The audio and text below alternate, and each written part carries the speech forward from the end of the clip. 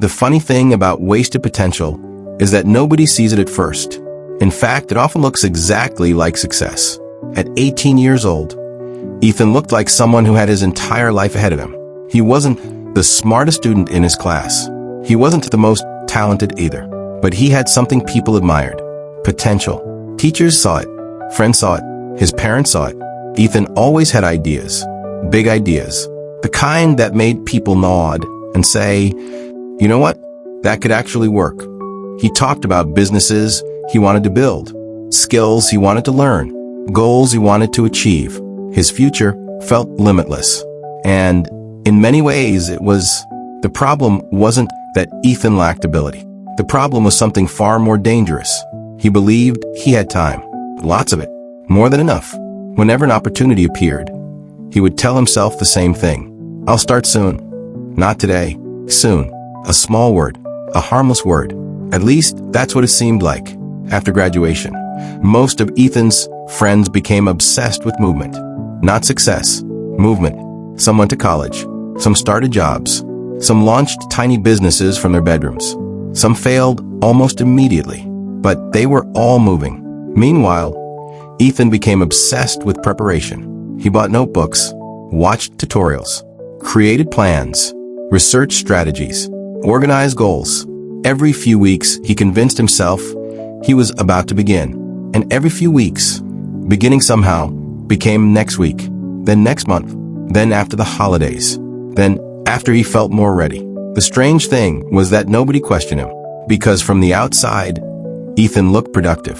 He was always learning, always planning, always talking about what came next. Even he couldn't see the trap he was walking into. Preparation felt so much like progress that he mistook one for the other. One afternoon, while sitting with a few friends at a small cafe, the conversation turned toward the future. Everyone was talking about what they were working on. One friend had started selling designs online. Another was learning video editing. A third was building a small fitness coaching page. Nothing impressive, just beginnings. Then someone looked at Ethan. "What about you?"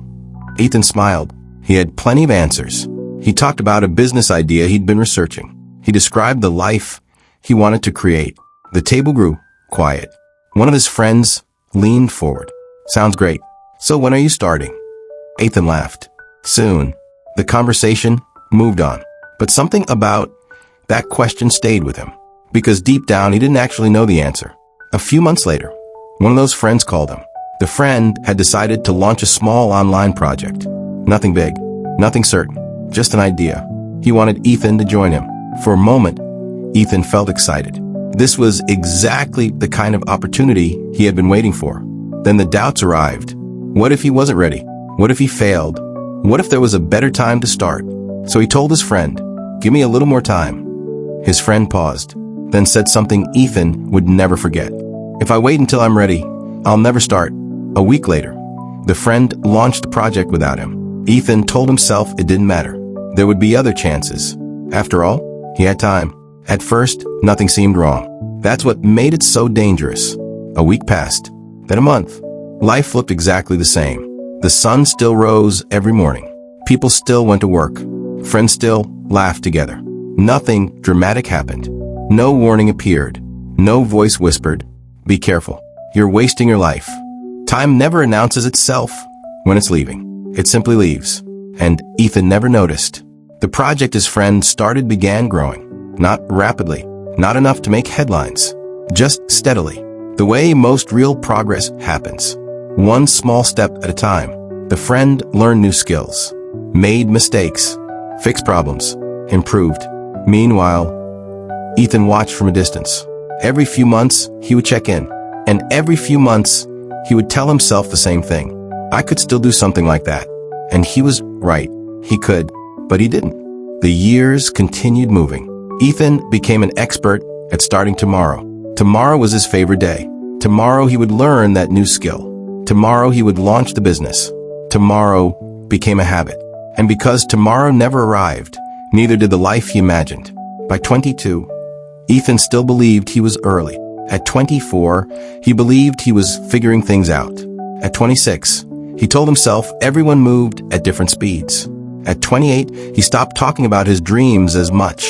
Not because he no longer wanted them, because talking about them had started to hurt. Every dream carried a silent reminder, a reminder of how long it had been waiting. One evening, he attended a reunion with old friends. Nothing formal, just a small gathering. The kind where people tell stories and laugh about old memories. At first, everything felt normal. Then the conversations began. One friend talked about the business he almost quit 3 years earlier. Another shared lessons from a failed startup. Someone else described moving to a new city and starting over. The details were different. They all had one thing in common. They had stories. Stories of action. Stories of mistakes. And Ethan realized something strange. He had almost no stories to tell. Ethan smiled through the conversations. He laughed at the jokes. He nodded at the stories. But inside, a thought kept repeating itself. What have I been doing all this time? Later that night, he walked home alone. The streets were quiet. He remembered the dreams he once carried everywhere. The person he thought he would become. None of them had disappeared. They were still there, waiting, exactly where he had left them, years earlier. And suddenly Ethan understood something that made his chest feel heavy. He hadn't been standing still for a few months. He hadn't even been standing still for a few years.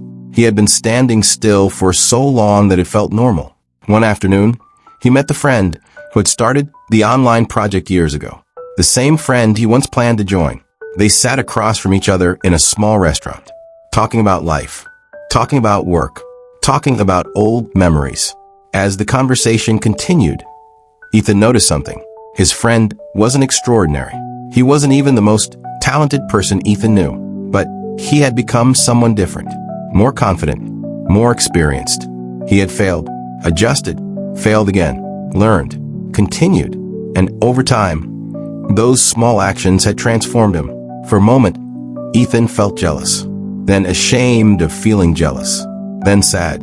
The years had changed one of them. The years had simply passed over the other. That realization followed him home, into the quiet moments where distractions disappeared. No matter what he did, he couldn't escape it. The life he wanted wasn't hiding from him. It had always been on the other side of action. Then came the night that changed everything. It was late. The apartment was quiet. The kind of quiet that makes every sound feel louder. Ethan was cleaning an old closet when he found a dusty cardboard box pushed into the corner. He almost ignored it, but something made him open it. Inside were old photographs, school papers, random memories, pieces of a life he hadn't looked at in years. Then he found a notebook. The cover was worn. The pages had turned slightly yellow. He smiled as he opened it, until he began reading. The first page was filled with goals, dreams, plans, things he wanted to accomplish. At first, he felt nostalgic. Then something changed. His smile disappeared because the words felt familiar, too familiar. He turned another page, and with every page, the same realization grew heavier. These weren't forgotten dreams. These were current dreams. The exact same goals were still sitting in his head. 12 years later, the business never started. The skill never learned. Ethan slowly lowered the notebook. The room felt smaller. The silence felt louder. For years, he had convinced himself he was getting ready, preparing, planning, waiting for the right moment. But the notebook didn't lie. The version of himself from 12 years ago had expected more. Not perfection. Movement. Just movement. And for the first time, Ethan stopped blaming circumstances, because none of those explanations could answer the notebook sitting in his hands. There was only one truth left. The years hadn't disappeared. He had given them away, one tomorrow at a time. He sat there for a long time, staring at the younger handwriting, reading the hopes of a boy who believed he would become something great. And in that moment, Ethan felt something he hadn't felt in years. Grief. Grief for the time he could never get back. The next morning, Ethan woke up before sunrise. Not because he felt motivated, and not because the pain from the night before had magically disappeared. The truth was much simpler. He was tired. Tired of watching life happen from the sidelines. The notebook still sat on his desk, open, silent, patient. like a mirror that refused to lie. For years, Ethan had searched for confidence before action, and every search led him back to the same place. Nowhere. So that morning, he made a different decision. A small one, almost laughably small. He chose one goal. Then he took the smallest possible action toward it. The world didn't notice, but Ethan did, because for the first time in years, he wasn't thinking about doing something. He was doing it. The action itself wasn't impressive. In fact, if someone had seen it, they probably wouldn't have remembered it. But that wasn't the point. The point was movement. After years of standing still, even a single step feels different. The next day, he took another step, then another. Not every day was productive. Not every day felt good. But for the first time in years, he was moving. He was no longer waiting for the perfect version of himself to arrive. He was building that version through action. Weeks passed, then months. And for the first time in a very long time, Ethan noticed something unusual. His life wasn't transforming overnight, but it was changing, slowly, almost invisibly, the same way it had once drifted away from him. Except now it was moving in the direction he chose. He still made mistakes, still failed, still doubted himself. But those failures felt different from regret, because failure comes from trying. Regret comes from never beginning. And if Ethan had to choose one, he would choose failure every time. One evening, nearly a year after finding the notebook, he opened it again. The same notebook, the same goals, but this time something was different. Some of the goals had been crossed out. Not all of them, not even most of them, but enough to prove that he had changed. For a moment, Ethan smiled, not because he had achieved everything he wanted, but because he was no longer the person who kept saying, tomorrow. Maybe you've met someone like Ethan, or maybe you've been Ethan. Maybe there are dreams you've carried for years, goals you've promised yourself you'll start one day, conversations you've been meaning to have, skills you've been meaning to learn, and maybe you've been waiting for the right moment, the right version of yourself. But what if that version never arrives? What if the thing you've been waiting for is actually waiting for you? Because the truth is, most people don't lose their dreams in a single moment. They lose them little by little, one excuse at a time, one tomorrow at a time. Ethan spent years believing he had more time, and maybe he did, but time was never the real problem. Waiting was. Everyone moved forward except him, until the day he finally took one step. And sometimes, one step is all it takes to change the direction of an entire life.